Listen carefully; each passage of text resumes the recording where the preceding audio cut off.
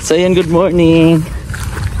Ito yung magandang buhay. Pumunta tayo dito kasi nagbigay din si Ate Alori ng pang-alawan sa ating estudyante. Ayan sino ka dyan? Sino ka? Mag-harvest ka ng okra? Ano po, magmuna po. Ganyan ang pormahan mo? Ha? Dito ka na lang. Kaya mo? Naka-heels ka pa. Itong batang to. Diba? Ang sipag. Ihahatid din to ng kanyang papa sa school. Wala ka ng daanan. Sir kasi, para kay kaibigan Dexter, tulog si kaibigan. Anda, kaya sabi nila, may tag 2,000 daw kayo. Halika kayo! Birthday to you! Nakakatuwa! Tawa pa rin. Laban lang, ganyan talaga. Ay, ito kay Kuya!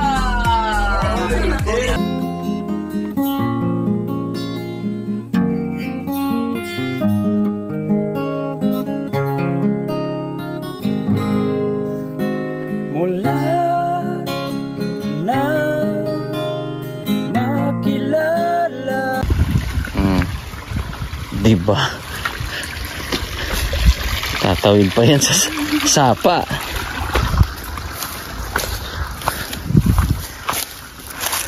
So, kumusta ang pag-aaral? Okay lang po. Saan sila? Nag-harvest sila ng mais?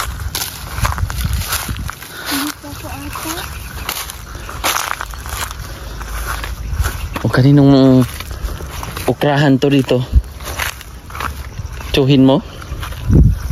Sa pinsan ko po. Pinsan mo.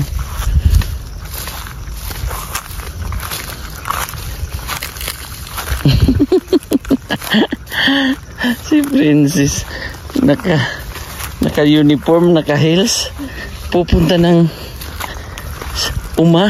sakahan, partida. Alas 10 kasi daw yung ano niya.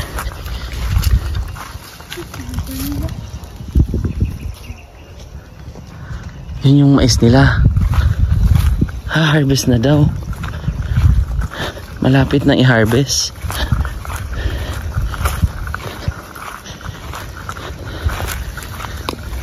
So ganyan pala ang uniform nyo. Yeah. Baka nandun sa kuan? Baka po nandun. Ayun po. No? Ayun po kuya. Nasa dulo. Nasa dulo. Ingat ha. Kaya baka masira yung ano mo. Wala ka bang chinilas doon? Wala po. Ayun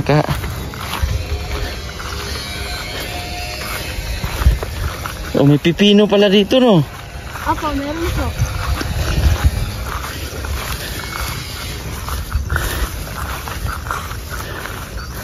Kaninong tanim pipino yan? Kapatid po na. Kaya partida ha? Naka-heels pa. Ayun sila. Saan sandalan?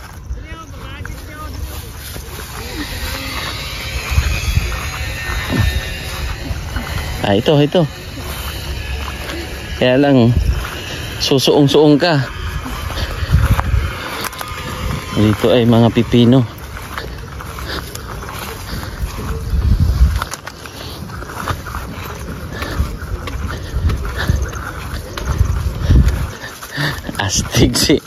Astig niya ano ha? Princess.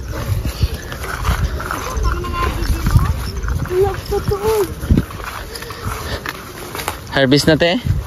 Or nagtatabas muna kayo? Wala, katatapos lang namin kahapon ito. Oo. Tapos bukas to harvestin ata. Bukas na to harvestin. Ito malaki hanggang doon. Oo. Ano kami sa okra kasi... inyo din to? Ito yung okra kuya? Very good. Abre puno? Yung anuhan talaga. Limpisaan? Tapos naman kami dito. Oh. Dito na naman. Sipag ha. O, ano, ihahatid na? Sa school? Kaya tumama lang siya dito. Ganun kasipag ang pamilyang ito. Saan ang pahingahan nyo? Tara. Mukhang, Dito. tara. Ako ka? Dito tayong daan o paano? Doon sa hideout, pahinga muna kayo. Oh. Bukas na pala to harvestin ha. Pangbayad sa tuition? Ha? Sunod na linggo. Magkano naman? 4,600. Oh, ito yung pagbayad nyo. Sana makaawaan. Oh, ayan oh. Ha? So,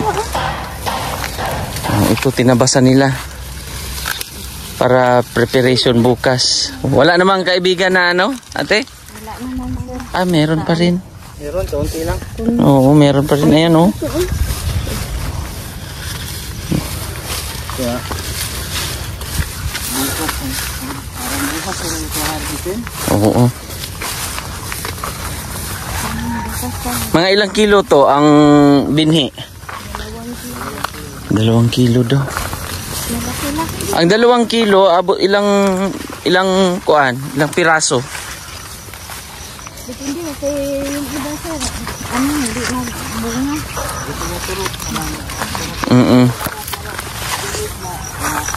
So ito magandang na idea tulad nito. Diba? Sa mga beneficiary na pangkabuhayan din talaga ang maitulong pa kaysa pera na mapupunta lang din sa wala. Oh, ito ay laki no? Ito pag ibenta to pag naluto kuya 20 pa rin. Pwede na kayo magbenta ulit pang doble no? Magbenta kayo, ibenta nyo pa sa pangkalahatan kasi hindi nyo man maubos to. Ay, laki kuya oh. Solid oh. Oh, yan oh. Ito oh. Di ba ka, ano pag, ano Sige. Sige lang kasi maigi na lang yan mang ano. Sige nga, pwede. ito lang dito, banda. Kahit 2 lang. May laman naman ito. Baka yung silipin ba? Baka may silipin. Bro, tama na yan kuya. Tama na yan. Laki ba? Tama na. Ito, tabi. Tama na. Pagbenta nyo yan. Hindi, ang dami-dami naman yan. Sa grasya ng Panginoon naman. Tama na yan kuya. Tama na. Baka maano pa kayo. Ay, hindi naman po sa rugian, sir. Tama na yun. Pang tuition natin yan kay Princess. Di ba kuya? Oo, tama na yan. Tama na yan, ti. Pwede na yan. Ay, pang tuition natin yan kay Princess para pag makatapos ay may kuan, may magandang future. Princess, no? Pagkatapos yan, okra naman, itatanim ko dyan lang. Ay, papalit mo ay okra. Okra, doon lang sa kabila. Dito, nataniman na namin din yan, sir. Anong tanim doon? Malagkit. Malagkit ulit. Panalo ba kayo doon? Hindi kayo talo? Kahit pa paano, ginansyado? Sakto lang. Sakto lang. Hindi na naman ulit ng ano. Nang maigi. Ikot lang. Kasi hindi, ang kagandahan sa ganito, hindi aabot ng 3 buwan katulad ng mga pang crack corn. Ito ay nasa 2 buwan lang, no? 2 buwan lang. May event daw to si Princess kaya dinala nyo na diretso dito kuya. Ano sa event ko sana? Diba? Sabi ko, mahirap ka muna ng chinilas, magputol na.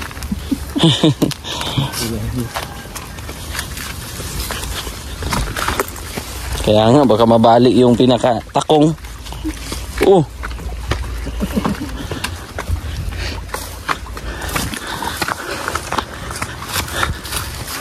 Sa una, meron ka nang ginawan pala, inaanod. Oh. Inaanod ko, lumaki ang baha. Meron nga pala, tumawid. Ang galing eh. Princess ha. Naka-heels pa yan. Sino kasama dyan, si papa nyo? Tahimik niya yan ha. Oh, may mga manok pa dito ha. Kaninong manok yan? Gandang klase oh. May mga naman na, namito ng ilong. Oh, ang ganda. So dito yung hideout nila. Pahingahan. Nagbaon kayo? Hindi na, kumain na kami kanina. Uwi din kami kasi papasok din yung isa kong anak. Oh. Si Brix. Makati na. Princess. Naman po. Ayan, ang ating estudyante ay dinala na nila kasi maya-maya ay ihahatid. Diretso na sa kanyang school. Opo. Diba? Pagod si ate. Ganun lang talaga ang sakripisyo ate no? Ganun talaga sir. Hindi ka magsisipag, wala din marami nag-aaral. Oo. Para din talaga. Oo.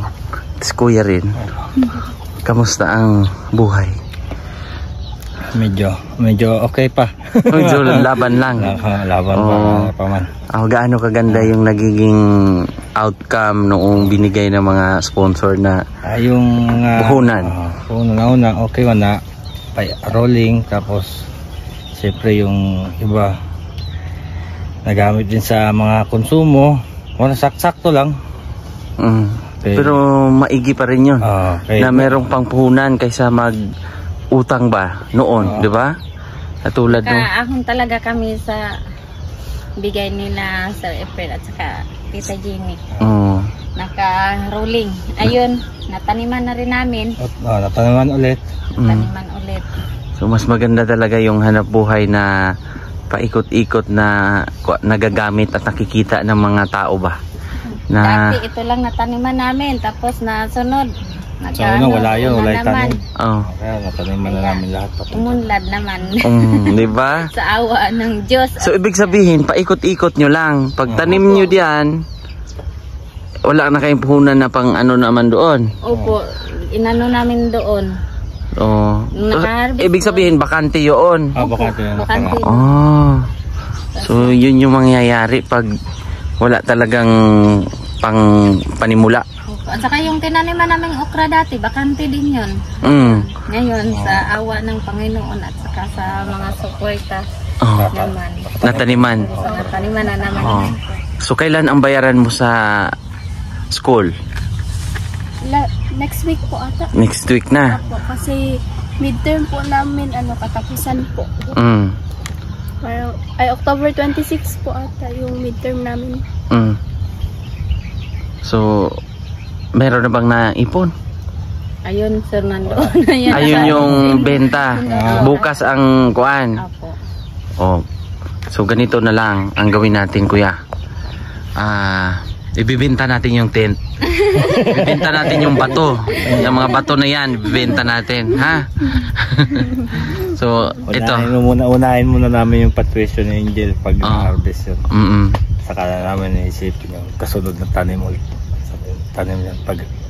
So, kailan ba, ang pagkatapos nitong magbayad sa tuition mo, kailan ulit ang bayaran? December pa po ata. December. Final po namin. Makakaya pa nito, makaharvest to. Maharvest pa. Harvest na kabila pa December. Very good. Mindset 2 months naman lang din to. Tapos pagkatapos ng pagka-harvest, taniman na naman. Swerte mo kasi may mga magulang ka ganyan mag-isip. No? Kailangan sir, paghandaan. So dahil pinaghandaan nyo, So bilangin mo yung bigay allowance ni Ate Alore. Ayan. Bilangin mo kung magkano yan. 500. Ay, 5,700 po. Abonado pa ako sa iyo, ha. Nagulat ako sa 500 mo. Oh, yan pang bayad mo na yan. Save, naka-save kayo. Save kayo. Oh. Thank you, Lord, sa iyaya na namin. Salamat po Ate Alore. Salamat po Ate Alore sa walang sawang pag-suporta po sa pag-aaral ko. Malaking tulong po to sa akin. At sa pamilya ko po. Oh, di ba? Oh. Minus-minusan yung isipin ng magulang mo. Hindi na kahit papaano ay next ano na yon, pang araw-araw niya na ito, ibabayad ko o ibabayad mo na yan. Tapos yung benta doon pang araw-araw na baon ng mga bata. Di ba ang galing? Ang galing ni Lord. Nakasave tayo sa nakasave tayo. Pasalamat kami sa unang-una sa Panginoon at saka sa iyo din, Sir Eli. Maraming salamat din sa iyo, kung hindi dahil sa iyo nga ginawa ng Diyos. Ikaw ang daan. You're welcome. Maraming salamat talaga at saka sa lahat ng sponsor, lalong-lalo kay Sir Efren, Tita Jenny at saka sa allowance Ate Alore. Maraming lahat. Di ba man matandaan ang lahat ng pangalan nila. Nagpapasalamat kami ng buong buo sa lahat. Sa dami kasi nila hindi na natin maisa-isa. Pero pwede natin yung kunin yung yung listahan doon. So, di ba? Ganun lang ang buhay. Kaya naisip ko rin sa mga katutubo, mga kapatid nating mga katutubo, mas malawak kasi yung lupain nila. Hindi nagagamit. Sayang. Na siyempre alam kong kayo mismo nagpa-farm o farming, puhunan talaga ang kailangan. Puhunan yun talaga. Oo, ganun din sa kanila. Walang puhunan. Kahit malawak ang lupain ng mga katutubo, pero kailangan pa rin maglabas ng pera. Di ba? Oo.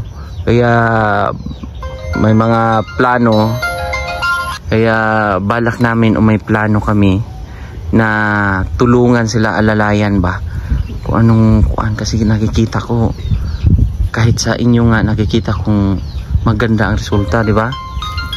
So yun, di ba? Malaking tulong yung pagkakaroon ng puhunan o panimula, kasi nasabi nyo kanina nahihirapan kayo nung dito lang natataniman nyo, pero utang yon, may finance, kumbaga mahirap talaga, sir, kasi minsan pag walang natitira talaga sa amin, kahit yung pagod namin na pagkatrabaho, wala nang bayad, kay wala namang natira. Nakuha lahat sa financer, kay bayad sa katong gipinance nila na pera, sumasakto lang minsan, may sumusobra man, pero siyempre yung panggastos din namin. Hindi na makabalik sa kabila, kaya yun doon na pundo. Isang area lang ang naanuhan, taniman. So ngayon sa awa ng Panginoon at saka kanila Sir Efren, Tita Jenny, ayan na, lumawak naman konti. Nadagdagan. At si Ate Pima rin. Si Ate Pima rin, nagbigay din siya nung nung last time, di ba? Nagbigay din. Siya yung magkano ba yon? Basta nagbigay si Ate Pima nun. Tita Pima, para pang umpisa din. Di ba? Si Maraming salamat po Tita Pima sa lahat. Si Kuya ay nakaluwag-luwag na. Luwag-luwag na. So sipag din po. Sa sipag o kaya tulong-tulong lang din ba, pamilya. Galingan mo. Ha? Opo, gagalingan ko po. Ipakita mo sa mga viewers natin na talagang worth it. Siyempre sa sarili mo muna. Opo. Patunayan mo na sa sarili mo na ibigay mo yung pinaka 100%. Kasi nga, ang sabi ko nga, pag na-filled ka, hindi lang ikaw ang manghihinayang. Pati po Ito. pamilya ko. O pati mama, papa mo, mga kapatid mo na umaasa sa'yo. Kaya tama yun, kuya, Opo, tama. na bantayan mo wala namang nanliligaw. Wala po. Oh, dapat lang. Walang makalusot. Walang makalusot. Oh, galingan mo lang sa pag-aaral, princess, ha. Opo. So meron daw silang event ngayon doon sa SM, sa mismong sa loob ng SM. Opo. Kasi po may fun run po kasi kami ngayong linggo. Sa SM din po. I-held. Opo. Okay. So, yun. So, anong oras ba? Anong oras ang Oras ang ano mo? event nyo ngayon? 10 po. Then, parang hanggang hapon po ata. Hanggang hapon. O sige, susunduin na naman yan ni kuya. Hindi, diretso na siya, sir, hanggang Diretso gabi. na po ako sa school. Sa school? Oo, tapos 10. Hanggang- 10 Hanggang ng 10 to 10 na siya karon. 10 na umaga, 10 ng gabi. Ngayon lang. Ngayon lang. Kasi may event. Ah. Sige ha. Okay, malayo pa, balik-balik pa siya sa bahay. So, doon na. Kaya dinala mo na lang dito siya. Diretso, pag diretso to sa eskwela, pag umanang event nila, doon na lang siya, diretso na sa eskwelahan. Doon na lang siya magantay ang klase niya. Tama yan. Para makatipid-tipid. Sige. O, anong oras na ba? Malapit na, magtiti na. Sige. Na. Ganun tayo yung plastic dito. Baka may plastic sila dito. May bulad pa kayo dito. Ito tilapia. Ito yung mga diskarte nila dito. Yan. Ito yung area na hinarbisan ng kuan last time ng mais at doon kami galing. Ganun kasipag po sila.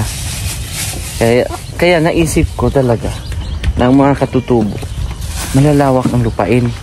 Pero hindi nila makaya i-finance ba. So sabi nga ni Dato, malawak ang aming lupain pero wala kaming pang panimula. Tingnan natin kung anong kuhan. Kaya nung last time nag-harvest ng mga palay, yung mga kapatid nating mga katutubo, tulong-tulong din sila. Pero ang problema ay wala silang gamit, wala gaanong gamit ang mga katutubo o mano-mano. Kaya Palay yan sa kanila, sir. palay, Ang sarap mo. mabango. Karaan na. Yung mga Dati sa amin sa palay. aplan o tawag nun aplan Sarap rice. yung kainin. Opo, mabango. Meron pa silang malagkit na niluto. Malagkit na tapol, purple. Grabe kabango. Sarap ng lasa ng kanilang kuan. Basta sa aplan, masarap kainin ang Kaya nga. So let's go na. Tara. Kaya mag-school na si Princess or didiretso kasi may event. So bukas na pala yun harvest. Sana kaawaan karami-rami. Sa awa ng Diyos, sir, wala namang utang. Walang utang na. Dahil sa Sarili yung abono namin. At saka, wala talaga sa awa ng Panginoon. at least walang iisipin na babayaran. Wala talaga. Kasi kung may iisipin, yun nga, yung mag-harvest, yun yung financer. Opo. Pero yung natira, yung mga reject, yun na lang yung sa inyo. Katulad nung, Tinitinda namin doon sa tindahan. yun na lang. Opo. Di, ngayon wala kayong iisipin na utang. Nagkakautang lang naman sila dahil sa puhunan o yung pang similya. So tara, let's go guys. So alis na rin sila. Kanina pa sila dyan. So ako ay dumaan lang din para ibigay yung allowance ni Princess.